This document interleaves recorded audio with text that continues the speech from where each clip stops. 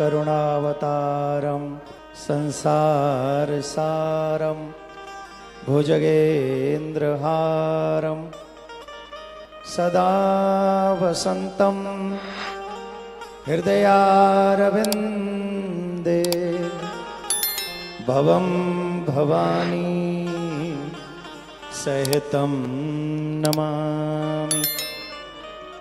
बोले गौ माता की जय हो, शंकर भगवान की जय हो, शिव महापुराण की जय हो, संत समाज की जय हो, भक्त समाज की नमः। पार्वती पतये हर हर महादेव।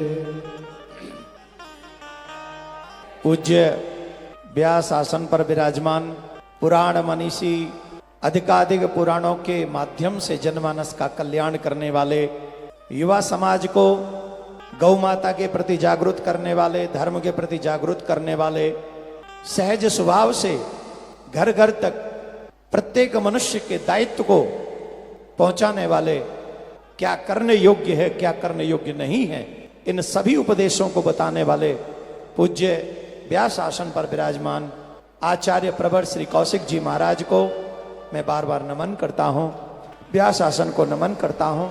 अभी हम पूज्य दीदी माँ के सुंदर वक्तव्य को श्रवण कर रहे थे।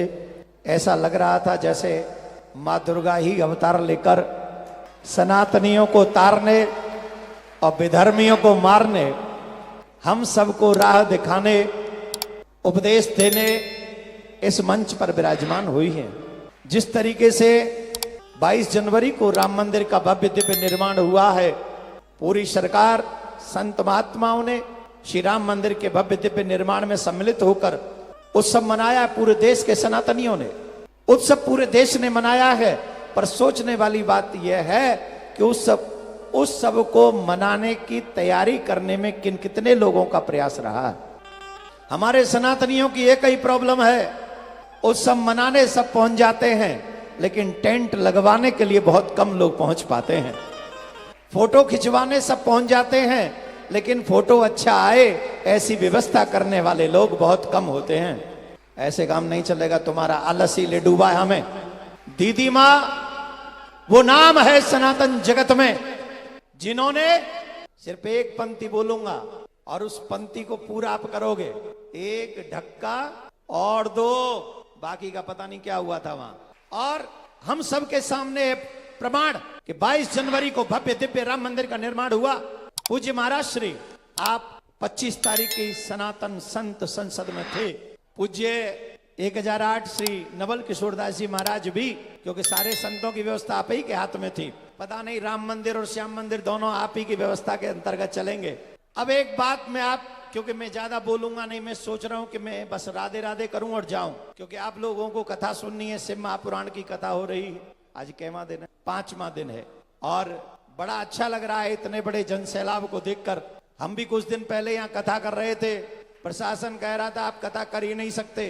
प्रशासन, दिल्ली के प्रशासन ने हमको कथा नहीं करने देने की आज्ञा दी। हमने कहा माय डियर, कृष्ण जन्मभूमि का संकल्प है, कथा तो देवकी नंदन करेगा, चाहे अकेला ही क्यों ना करे। और हुई 25 तारीख को भव्य दिव्य सनातन संत संसद हुई। शिव महापुराण में एक प्रसंग आता है गुण निधि का। इस गुण निधि के प्रसंग से मैं 2 मिनट ले सकता हूं, 2 मिनट लूंगा आपकी।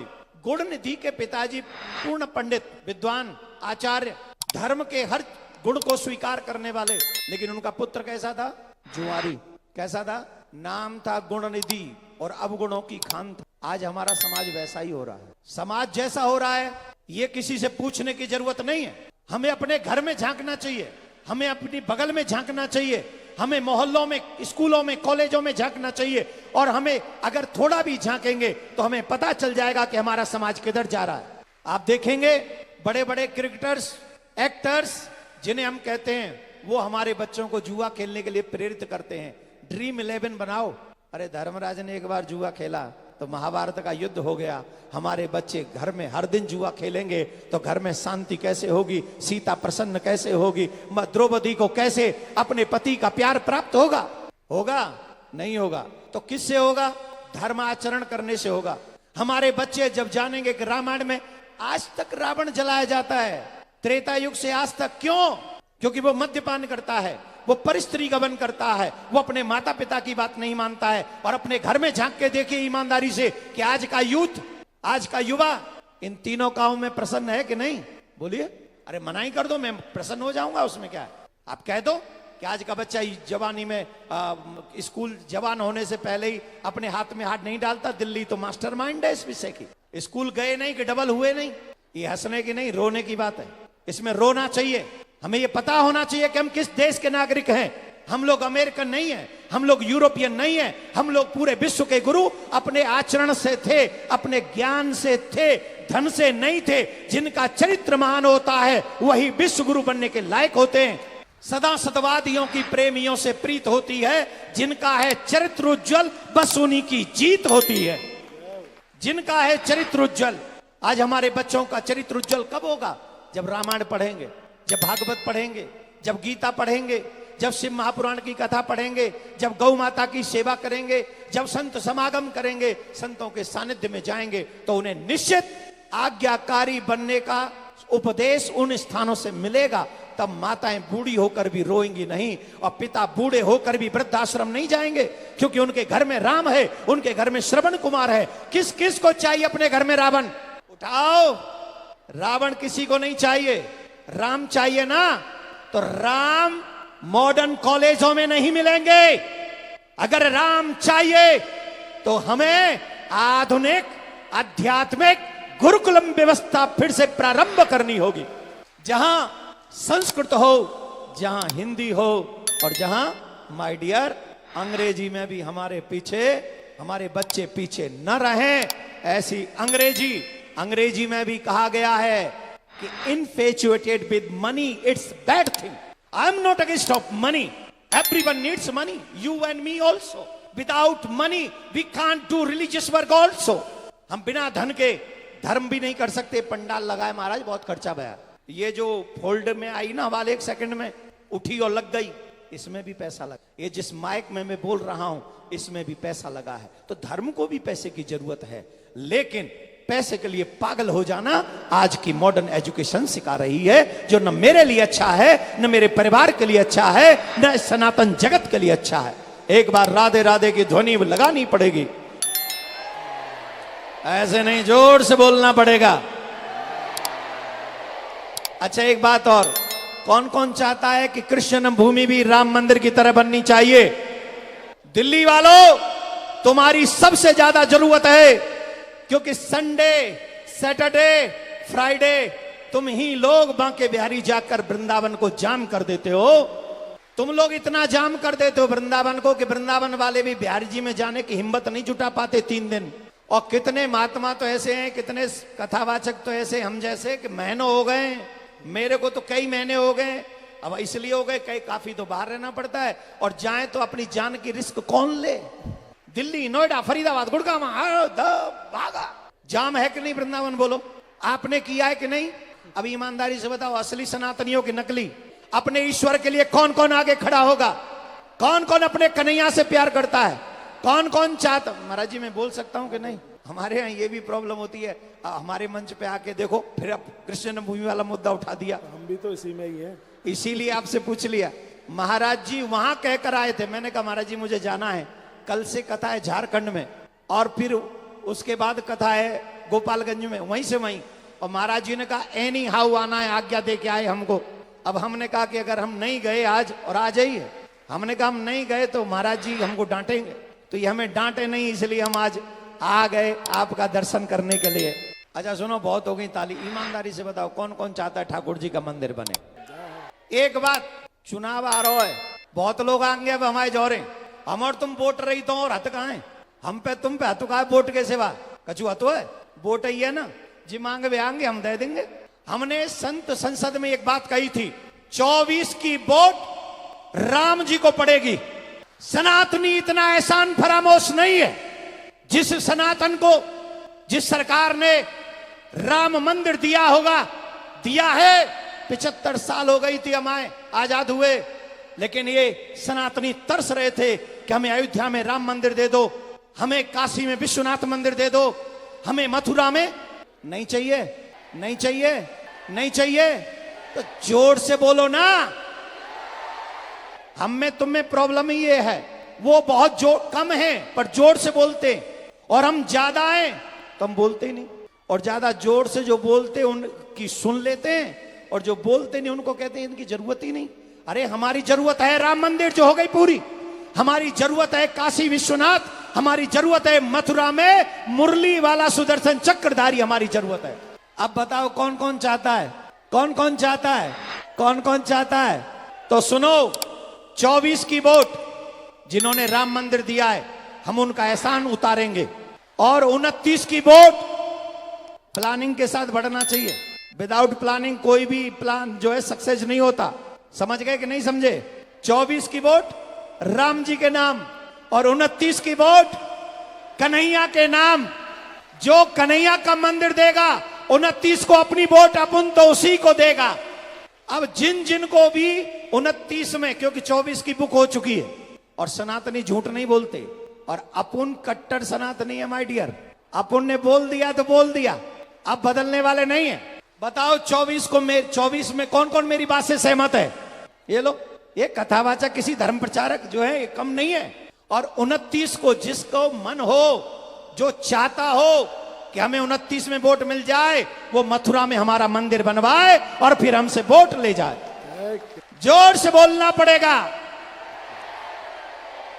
शॉर्ट में 2 मिनट में एक चीज समझा देता हूं। जो 5 विषयों पे हमारी चर्चा वहां हुई थी, पहला विषय था कृष्ण भूमि। ये बात बताना भूल गया, आप लोग इतनी बड़ी संख्या में बैठे हैं। जब औरंगजेब ने मंदिर तोड़ा था ना, केशव देव जी की छवि को ले जाकर आगरा में जामा मस्जिद की सीढ़ी के नीचे गाड़ दिया था। कहां? जोर से बोलो। सिर्फ कथा सुना मत करो, कुछ इतिहास भी पढ़ो। जिस भगवान को पूजने के लिए तुम लोग वृंदावन जाते हो, जो लड्डू गोपाल के रूप में तुम्हारे घर में वो बैठे हुए हैं, दिल्ली में 90% 95% हिंदू ऐसे हैं जिनके घर में लड्डू गोपाल की पूजा हो रही है, और वही लड्डू गोपाल जामा मस्जिद की सीढ़ी में दबाया गया। इसमें ताली बजाने वाली कौन सी बात है? वहां दबाए गए वो, और आज भी कदम पैर रख कर वहां जाते हैं वो मस्जिद में नमाज अदा करने के लिए। तो पहली मांग कृष्ण भूमि बने और जामा मस्जिद से ठाकुर जी वापस मथुरा आए, ये पहली मांग। दूसरी, ईश निंदा। एक बात बताओ, रामायण जली इस भारत में किस किसने देखा? न्यूज नहीं देखते हो?